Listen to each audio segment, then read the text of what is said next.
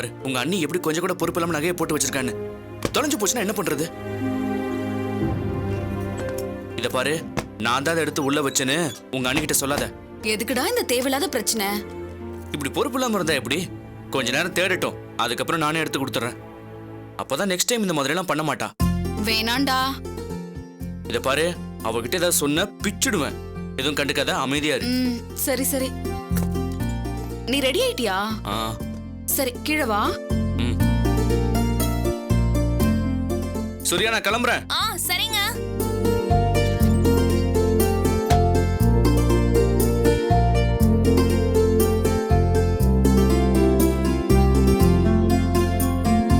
மா மா சொல்லு மாரிஸ். நான் கிளம்புறேம்மா. போயிட்டு வாப்பா. அப்பா, நான் கிளம்புறேன்ப்பா. சரிப்பா, பத்திரமா போயிட்டு நான் போயிட்டு வரேன்.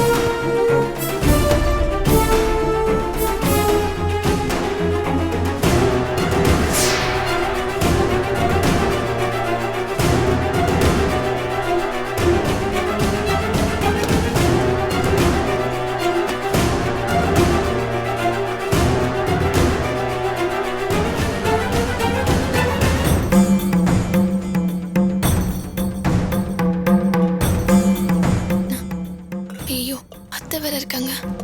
ஷாலினி, இங்க வாயே. என்ன நீ? கொஞ்சம் வாயே.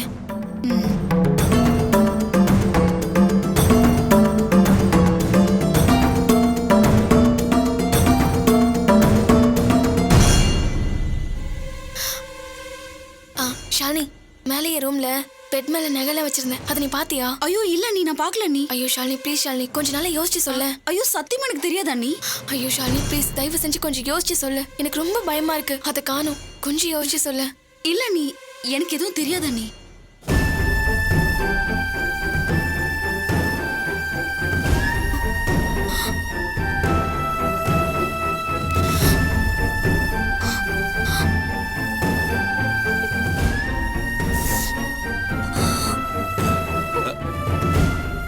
என்னம்மா, என்னாச்சு? ஒண்ணும் இல்ல மாமா.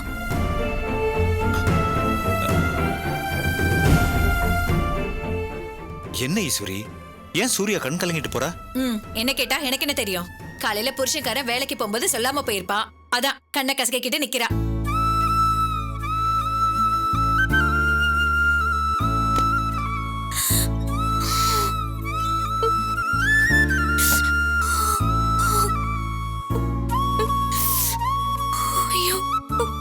எங்கதானே வச்சு எங்கதான் போயிருக்கோம்?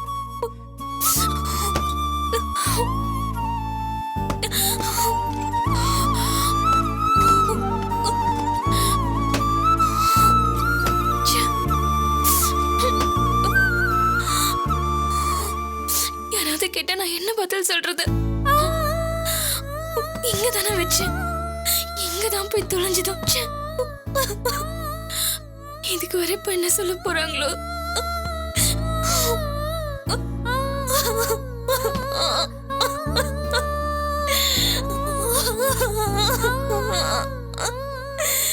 ஐயோ, அம்மா கிட்ட என்ன சொல்றது? அந்த கிழவிக்கு தெரிஞ்ச பிரச்சனை பண்ணிடுமே.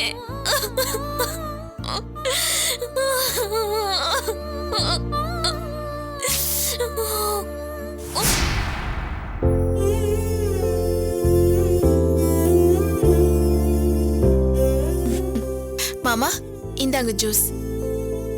அத்தை குடிங்க மாமா. நிமி, இதுல எல்லா டேப்லெட்ஸும் இருக்கு. இது வந்து காலையில கொடுக்கணும்.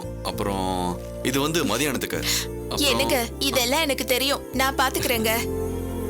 அப்பா இப்ப எப்படி இருக்கு? பரவாயில்லப்பா, நல்லா இருக்கு. மருமக பொண்ணு தங்கமா வச்சு தாங்குது. இப்படி ஒரு மருமக கிடைக்கிறதுக்கு நாங்க கொடுத்து வச்சிருக்கணும்பா.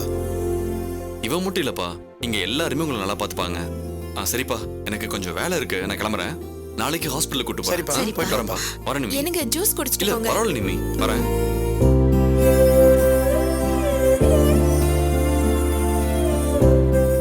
அத்தை, உங்களுக்கு மதியம் சாப்பிட என்ன செய்யட்டும்? ஏதாவது இருக்கிறத செய்யுமா. இப்படி எல்லாம் நீங்க சொல்லக்கூடாது. உங்களுக்கு என்ன வேணுமோ அதை உரிமையா கேளுங்க, நான் செஞ்சு தரேன். மீனா அக்கா கிட்ட சொன்னா அவங்க எல்லாம் பாத்துப்பாங்க. நீங்க நல்லா சாப்பிட்டாதான் ஹெல்த்தியா இருப்பீங்க.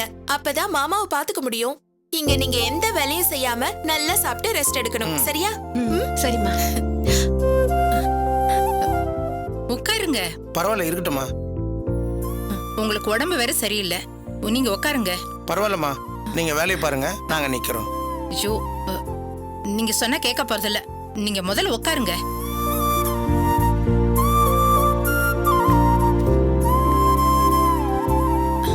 ஏங்க நீங்க உட்காருங்க. சரிங்க, இருக்கட்டும்மா.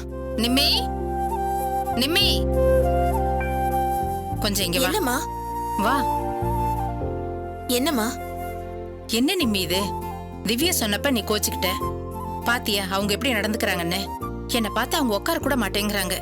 இவங்களுக்காக நான் இவ்வளவு நேரம் வெளியே கூட வராம இருந்தேன். அவங்களால இயல்பா இருக்க முடியாது நிம்மி. அவங்க மரியாதை தரேங்கிற பேர்ல நிக்கிறது எனக்கு கஷ்டமா இருக்கு. இப்ப அவருக்கு உடம்பு வேற சரியில்லை. நீ போய் சொல்லு. சரிம்மா, நான் போ பாத்துக்கிறேன். சொல்லு.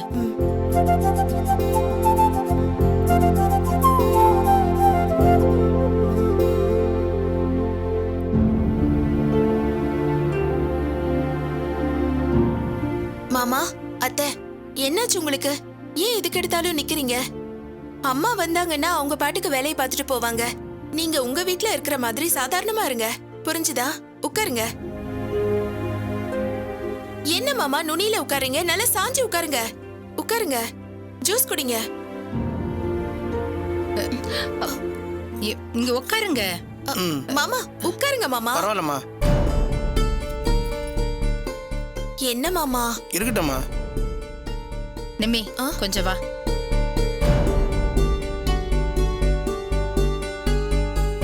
இந்த பாரு, அவங்க இப்படிதான் நடந்துக்குவாங்க. இதெல்லாம் நம்ம சொல்லி புரிய வைக்க முடியாது. நீ என்ன பண்ற?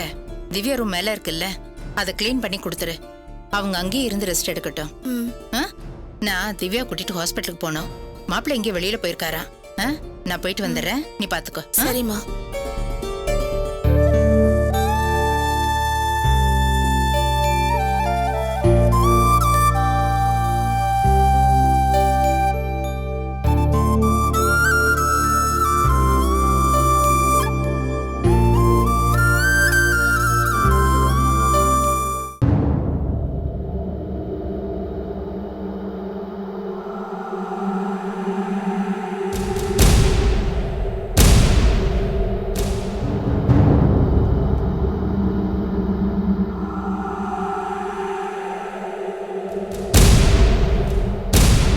வசந்தா, உன் மருமக என்ன சொல்றா? என்ன சொன்னா? நேத்து சஞ்சய் போய் ஏதோ கேட்டிருப்பான் போல இருக்குங்க. அதுக்கு அவ அப்படி முரண்ட பிடிச்சிருக்காங்க. அவளுக்கு உன்னை பத்தி இன்னும் தெரியல போல இருக்கு. இன்னும் கொஞ்சிக்கிட்டு தான் இருக்கியா? இது பாருங்க, நான் எவ்வளவு நாள் பொறுமையா இருக்க முடியுமோ அவ்வளவு நாள் பொறுமையா இருப்பேன். அவ கேக்குற கேள்விக்கெல்லாம் பொறுமையா பதில் சொல்லிட்டு இருப்பேன். ஆனா எனக்கு மட்டும் கோவம் வந்துருச்சுன்னு வைங்க, அப்படியே உண்டு இல்லைன்னு ஆக்கிடுவேன். நேத்து சஞ்சய் சண்டை போட்டு போனதுக்கு அப்புறம் என்கிட்ட உங்க பிள்ளைக்கு புத்திமதி சொல்லுங்கன்னு சொல்றாங்க அவ. அப்ப எனக்கு வந்து ஆத்திரத்துக்கு அவ தலைமுடியை பிடிச்சி செவுத்துல 4 இடி இடிச்சிருப்பேன். எதுக்கு பிரச்சனைன்னு பேசாம வந்துட்டு. கொஞ்சம் அமைதியா பேசு, அவளுக்கு கேட்க போகுது. கேக்கட்டும், எனக்கு என்ன பயம்? என் புள்ள தாலி கட்டிட்டாங்க, குடுத்தனமும் பண்ணிட்டான். இவள யாருங்க? இவளுக்கு எதுக்கு பயப்படுற மாதிரி நான் நடிச்சிட்டு இருக்கணும்? இத பாருங்க, அவ இந்த வீட்டுக்கு மருமகளா வந்துட்டா. இனி என் பேச்சை கட்டிட்டு ஒழுங்கா இருந்தான்னா அவளுக்கு 3 வேளை கஞ்சி கிடைக்கும். இல்லன்னா அதுலயும் மண்ணு விழுந்துரும். ஆமா.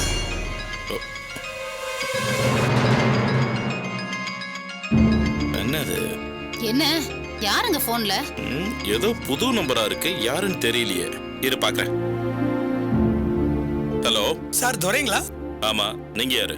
சார் என்ன உங்களுக்கு நல்லா தெரியும், ஆனா சரியா ஞாபகம் வச்சிருக்கீங்களான்னு தெரியல. சார் முன்னாடி எல்லாம் உங்களுடைய கதிர் ஸ்டோர்ஸுக்கு நான் ரெகுலர் கஸ்டமரா இருந்திருக்கேன் சார். அப்படியா? உங்க பேரு? Sir Palani sir. தப்பா நினைச்சுக்காதீங்க, எனக்கு சட்டுன்னு ஞாபகத்துக்கு வரலையே. சரி சரி பரவாயில்ல சார். ஏன்னா உங்க கடைக்கு எவ்வளவு பேர் கஸ்டமரா வர்றாங்க போறாங்க, எல்லாருமே நீங்க ஞாபகம் வச்சிருக்க முடியுமா? சார் நீங்க தப்பா நினைக்கலன்னா நான் உங்ககிட்ட ஒண்ணு கேட்கலாமா? பரவாயில்ல, கேளுங்க. யாரு என்ன? இல்ல சார், நீங்க தெரிஞ்சவங்கிறதுனால தான் உங்ககிட்ட கேட்கலான் இருக்கேன். பரவாயில்ல சார், என்ன விஷயம்னு சொல்லுங்க. சார் எனக்கு ஒரே பையன் சார், ஃபாரின்ல வேலை பார்க்கறான். அவன் அடுத்த மாசம் ஃபாரின்ல இருந்து ஊருக்கு வரான். அவன் வந்துட்டு திரும்பி போறதுக்குள்ள அவனுக்கு கல்யாணம் பண்ணி வைக்கணும்னு ஆசைப்படுறான் சார். அதுக்காக நிறைய இடங்கள்ல இருந்து ஜாதகம் வந்திருக்கு. அதுல ஒரு ஜாதகம் நம்ம தேவேந்திரன் சாரோட மக தேன்மொழியோட ஜாதகம் சார். விசாரிச்சதுக்கு அப்புறம் தான் தெரிஞ்சது அவங்களுடைய 2வது பொண்ணை உங்க பையன் தான் கல்யாணம் பண்ணியிருக்காருன்னு. அதனாலதான் அந்த வீடு எப்படி, குடும்ப பழக்க வழக்கெல்லாம் எப்படி, பொண்ணு எப்படின்னு உங்ககிட்ட கேட்டு தெரிஞ்சுக்கலாம் அப்படிங்கறதுக்காக உங்களுக்கே டைரக்டா ஃபோன் பண்ணிட்டேன் சார். ஒரு நிமிஷம் இருங்க. கவிதாவோட தங்கச்சி தேன்மொழி இருக்கால, அவளை பொண்ணு எடுக்கிறதுக்காக பையன் வீட்டுல இருந்து ஃபோன் பண்ணி கேக்குறாங்க. அதான். அதுக்கு என்னங்க, நாம பொண்ணு எடுக்கிறோம் கொடுக்கறோம்னா ஒரு தடவைக்கு 100 தடவை விசாரிக்கிறதுல தப்பே இல்லையே. அதுக்காக தான் சார். ஏன்னா பையன் கல்யாணத்துக்கு அப்புறம் பொண்ணையும் கூட்டிட்டு ஃபாரின் போலான்னு இருக்கான். நம்ம எல்லா நாளும் கூடயே இருக்க முடியாது இல்லைங்களா? கல்யாணம் பண்ணி கூடயே வாழ போற பொண்ணு நல்ல பொண்ணா இருக்கணும் இல்லைங்களா? அதுக்காக தான் சார் கேட்டேன். நீங்க கேட்டதுல எந்த தப்பும் இல்ல, நல்லதுதான். ஆனா நான் ஒண்ணு முக்கியமா உங்ககிட்ட சொல்லியே ஆகணுங்க. என் பையனுக்கும் அவங்க பொண்ணுக்கும் நடந்தது காதல் கல்யாணம். ஒருத்தர் விரும்பினாங்க, நான் தான் கல்யாணம் பண்ணி வச்சேன்.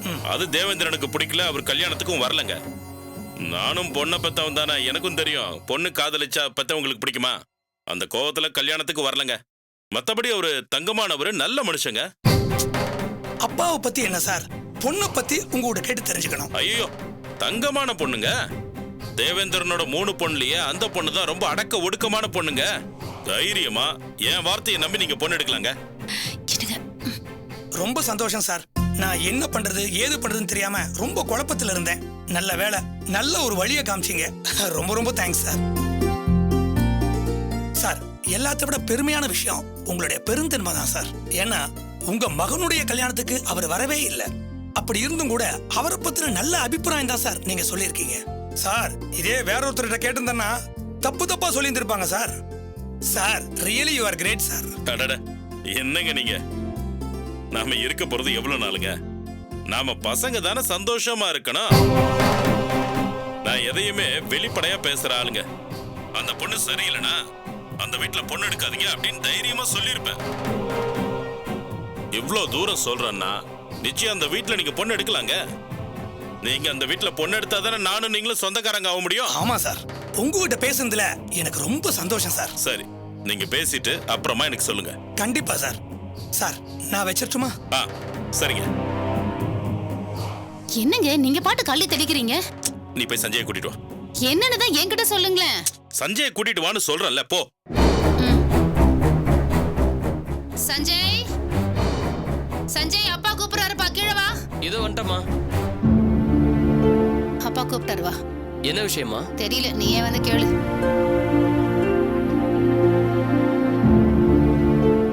என்னப்பா? பாப்பா, காலையில இருந்து எல்லாம் நல்ல விஷயமா வந்துட்டு இருக்குப்பா. புரியலையே. ஒண்ணும் இல்ல, உன் குழந்தையாளுக்கு ஃபாரின் வரன் வந்திருக்கு. யாரு, தேனுக்கா? ஆமாப்பா. அது எப்படிப்பா? தேனும் கார்த்தியும் ஒருத்தர் லவ் பண்றாங்களே. அதனாலதான்ப்பா சொல்றேன். இந்த விஷயம் தேவேந்திரனுக்கு தெரிஞ்சதா தெரியலையான்னு எனக்கு தெரியல. ஒருவேளை தெரிஞ்சுதான் யாருக்கும் தெரியாம அவசரமா தேன்மொழிக்கு ஒரு ஃபாரின் மாப்பிளைய பார்த்து கல்யாணம் பண்ணி வைக்கலாம்னு நினைக்கிறாரோ. இப்போ மாப்பிள்ளையோட அப்பா எனக்கு ஃபோன் பண்ணாரு. பொண்ணு வீடு எப்படி, பொண்ணு எப்படின்னு எல்லாம் விசாரிச்சாரு. நான் சொல்லிட்டேன், ரொம்ப தங்கமான பொண்ணு, அந்த பொண்ணு நல்ல பொண்ணு, கண்டிப்பா உங்க பையனுக்கு கல்யாணம் பண்ணி வைங்கன்னு சொல்லிட்டேன்.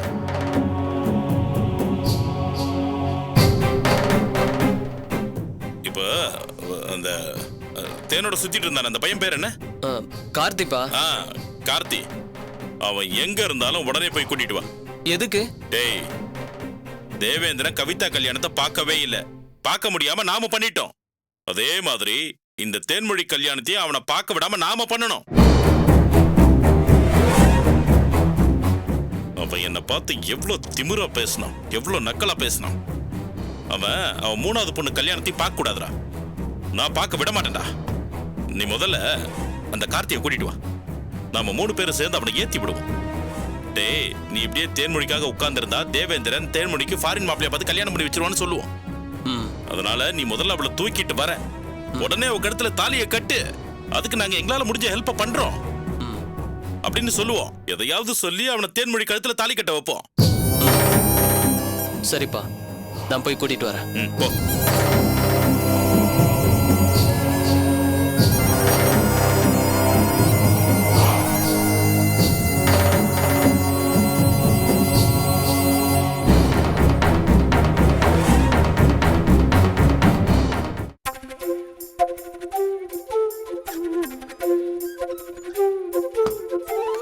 அத்தை, குழந்தை தூங்கிட்டு இருக்கான், கொஞ்சம் பாத்துக்க. பால் காய்ச்சி வச்சிருக்கேன், அவன் எந்திரிச்சு கொடுத்துருங்க. நான் கொடுத்துறேன்.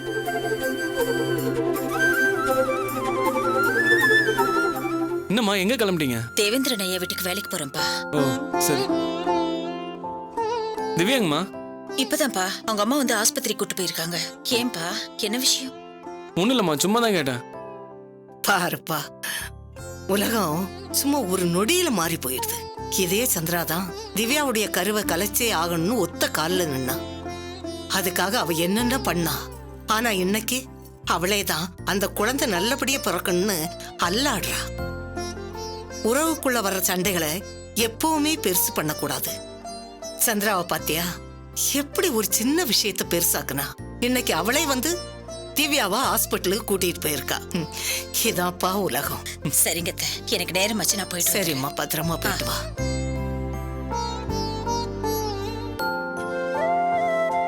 சரி பாட்டி, நான் கடை வரைக்கும் போயிட்டு வந்துடுறேன். சரிப்பா.